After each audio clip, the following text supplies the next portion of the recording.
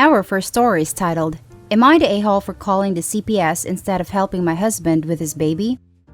My life is crap right now. Here goes. My 25 female, husband 28 male, had an affair, knocked up the girl, and now has a 1-year-old. The baby, Hallie, is approximately 1 year old. This was a huge shock to me, and I only found out when he brought the baby home because the child's mom died and the social workers contacted him. He told me that it was a mistake and he hadn't taken an active part in Hallie's life except for paying support. He wanted to shield me from the truth. He told me that he couldn't abandon Hallie, given that she just lost her mom. We have always wanted to adopt a baby instead of trying to have a biological baby, and he tried to convince me that we could do that with Hallie. I told him to go to hell. I told him that I'm going to divorce him. But the problem is that we are in a bit of a spot, and neither of us can afford to move or file for divorce right now. So, I am now stuck with my to-be ex-husband and his affair baby in my home for the next few months. Yay me! He is convinced that I will forgive him and learn to love Hallie, despite me refusing to numerous times. He has now taken to leaving the baby alone at home in order to make me bond with Hallie. I went with it the first few times because Hallie would need to be fed/soothed/changed. However, it happened again recently and I called the cops instead of taking care of Hallie, and now CPS is looking into Hallie's situation. My to-be ex-husband is absolutely furious and yelled at me for refusing to act like a human being. I told him that it's his baby and his responsibility. The next time he leaves the baby alone without informing me, I would leave the house immediately and then call CPS. Am I the a-hole for refusing to take care of a baby? Now let's jump to the top comments. Not the a-hole. Your soon-to-be ex is trying to manipulate you, and you are refusing to allow it. Good for you. He is trying to force you into a situation you have clearly stated you do not want to be part of. If he really believed you would change your mind, he would be patient and let that happen, not try to force it. He needs to put his baby first, and not use her as a tool to try to control other people. He put himself into his current position, and now needs to deal with the consequences. You have ensured his child is safe when he leaves her alone with you, without informing you, if I read that correctly. He has put her in danger just by doing that. I hope he starts to prioritize the baby and ensure he is giving her the love she needs, rather than using her as a tool for emotional manipulation of others. Best of luck to you. I'd bet a quarter. The soon-to-be ex isn't leaving the baby so a bond can be established, but leaving her because he needs a break and is stressful trying to make time for his other side chicks. Baby number 2 isn't just going to make itself. I'm just glad Opie isn't one of the dopey ones who takes him back and pretends nothing happened. Not the a-hole. But your life is going to get even harder. Can you look for even a room to move into? Maybe by the end of October. Do me a favor. Pack a go bag. Right now, get all important papers and belongings out of the house and somewhere he cannot access. Consider a solid lock on your bedroom door. Be out of the house as much as possible. Hell, get a second job. He sounds controlling and manipulative and angry, and now you have messed with his grand plan. I agree with your actions, but to him, you are denying him his family and control over you. It's very hard to know how he will react, even if he's never been violent before. I work full-time, but it's work from home now. I have already left all important documents with a friend of mine. We bought the house together, which is why moving out is tricky right now. That's the end of the first story. The next one is titled, Am I the a-hole for telling my daughter that I absolutely do not support her only wanting to be a stay-at-home mom? I don't have a problem with the idea of parents who stay at home with their kids. It's not like that. I get that childcare is expensive and that oftentimes it just makes sense. What I have a problem with is my teenage daughter literally planning her life to only become a stay-at-home mom. As in, no college, no jobs, no certifications, nothing at all to support herself until the time might come. I told her that it doesn't have to be college, that not everyone needs college, but that she needs to do something to start making money to put away so that, if anything goes wrong with her plan, she has a way to support herself and the potential kids. Her feedback was that her backup plan was me and my husband. She would move in with us and go from there. We would help them survive. I told her then, what happens if we die, or we are incapacitated? She said, I don't know, Mom. This is ridiculous. None of it is going to happen.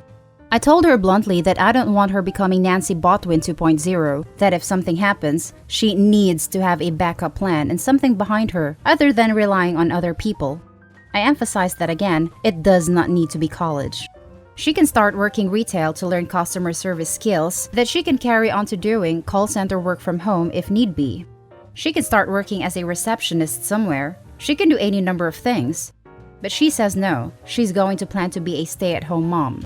With that all in mind, I asked her, when she graduates high school, what is she going to do? She said, just try to find a husband. Maybe marry someone in military.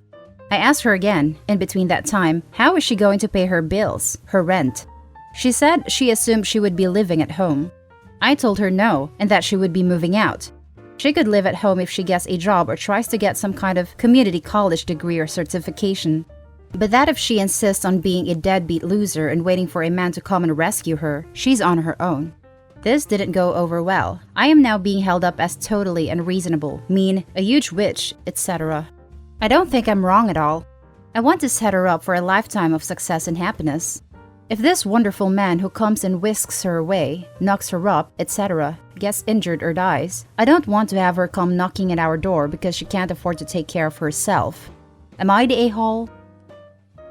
Now let's read the top comments of this post. Not the a-hole. Her expectations for life are unrealistic. You're doing your part as a parent and showing her that. Her entitlement is astounding. Correct. And aside from military, I can't imagine most 18-year-old men are going to be able to or willing to support her. Maybe sell her on the idea of college to get her MRS. Alternately to the MRS, she might be willing to get the certifications for working at a daycare. If she really only wants to be a stay-at-home mom, she could practice taking care of children, have an income, and a fallback if her life plan doesn't work out, all while doing what she loves. If that doesn't work out, maybe she'll realize she wants something else for herself, and if it does work out, she's got some money and experience. Not the a-hole. Not only that, she seems to fail to realize that even many men who would be willing to have their wife be a stay-at-home mom don't necessarily want someone without ambition or education. Many of the quality men that would be good husbands and happy with a stay-at-home mom wife want someone they can have an intelligent conversation with, someone who can accompany them to social occasions and make them look good in front of their peers, colleagues, and boss. Someone who will be an actual partner and participate in the family planning and decisions with actual, educated input. She is setting herself up to be either a trophy wife seen as a bimbo, hopefully she's good looking enough for that, or someone who will only attract as potential husbands abusive a-holes who will see her as a perfect target. Someone without skills or a specialized education who will be 100% dependent on them emotionally and financially without the ability to get away by her own design. Not the a-hole. In high school, I also wanted to be a stay-at-home mom, and fortunately, that's not where my life took me. I'm 33, single, and childless. Sometimes our plans don't work out, and that's okay. She really needs to make a plan to be able to take care of herself regardless of becoming a stay-at-home mom. Agreed, I'm 33 and I just became a mom. If you had asked me when I was 18, I would have guessed I would have become a mother sooner. Being a stay-at-home mom is a blessing, but it's something you potentially plan for once the baby is on the way, in my opinion. I got my degree, worked multiple jobs throughout my 20s, opened a business, etc. It's unrealistic to just wait until stay-at-home mom status presents itself. Plus, I feel like she'd be hard-pressed to find a guy that supports her desire throughout the, I assume, years of dating/marriage that typically takes place before a baby enters the picture. And for the last story, would I be the a-hole for letting my sons change their surnames to mine from their fathers? I, 27 female, had 2 sons with my ex-husband. When I left him, he said he wanted as little involvement as possible. So, he requested no custody and has said if/when I remarry, he'll willingly allow my future husband to adopt the boys. We have, however, stayed in contact with his family because they were close with them, and we intend to maintain that connection permanently. Both my kids and myself have their father's surname, Williams. I kept his surname because my kids share it. However, I have recently had talks with my ex, plus Nan and Granddad Williams, which have led me to no longer want this surname, so I plan to change it to my maiden name, O'Reilly. I told my parents what my plans were, and they were ecstatic, and the next time I called them, Dad said, "Hello, my name, O'Reilly." My kids, who are 8 and 10, heard and asked why he called me that, And I hadn't had that talk with them yet, so I explained, but reassured them that this does not make us any less connected, and they were fine with it. That talk was about 2 months ago, and I plan to change it next week. About a week ago, the boys said that they want to change their names too and be O'Reillys, saying that they preferred it to Williams and they felt more connected with their Irish heritage than their English because I was able to teach them about their Irish heritage. I'm heavily paraphrasing here. I said they were a little young and they should really think this over because they're still in touch with the Williams family and should probably maintain that link. Nan and Granddad Williams picked them up from school earlier. At some point, the boys told them that they're thinking of changing their names and why. Nan and Granddad Williams feel that this is cruel and that I'm trying to pull the boys away from their side of the family. They called my ex, who has also said that I'm being unfair as he helped raise the boys until they were 3 and 5 and is paying child support, so he feels that a name change should never have been an option for them. The 3 of them want me to convince the boys to stay as Williams and said that I'm being unfair / harsh / downright mean to let them even think about it. And I need to make sure the boys give their surname and that at 8 and 10, they're too young to make this choice. I've said that I'm giving them time to think about it, and if they want to change it, then I'll let them. I've checked and I'm legally allowed to do this. However, I feel really bad about it, and legal doesn't always mean morally correct, so I need an outside perspective. Now for the top comments. He requested no custody and has said if / when I remarry, he'll willingly allow my future husband to adopt the boys. He's willing to let them be adopted, and he doesn't want custody, but they can choose their mom's name over their father's name? Yeah, good luck with that, non-father. Not the a-hole OP. I'm guessing his parents are on his butt about it, and the only reason he cares is to get them off his back. So, a father who wanted no contact feels that because he sired kids and writes a child support check, the kids should have his brand? You're not the a-hole, but he definitely is. Make sure that child support is ordered by the courts before you do the deed poll for the kids. He'll try to withhold it if the courts aren't involved. Possibly, it's the grandparents who really care, not him, but if he says something to her, then they are off his back. Not the a-hole. If he wanted to be a father, he should have been a dad. Not the a-hole. I understand how your ex's parents must feel, given that they are close to your kids. I imagine they're already worried about losing the connection to your boys, and this probably feels like one tangible step to that happening, even though it isn't. That said, your ex has made clear that he's nothing but a sperm donor to these boys. He doesn't get naming credits for paying child support, something he is legally obligated to do. He's fine with your hypothetical new husband adopting the boys, but not with them changing their last name to match that of their only actual parent? Nope, he can't get right on out of here with that mess. I imagine they're already worried about losing the connection to your boys. I think you've hit the nail on the head.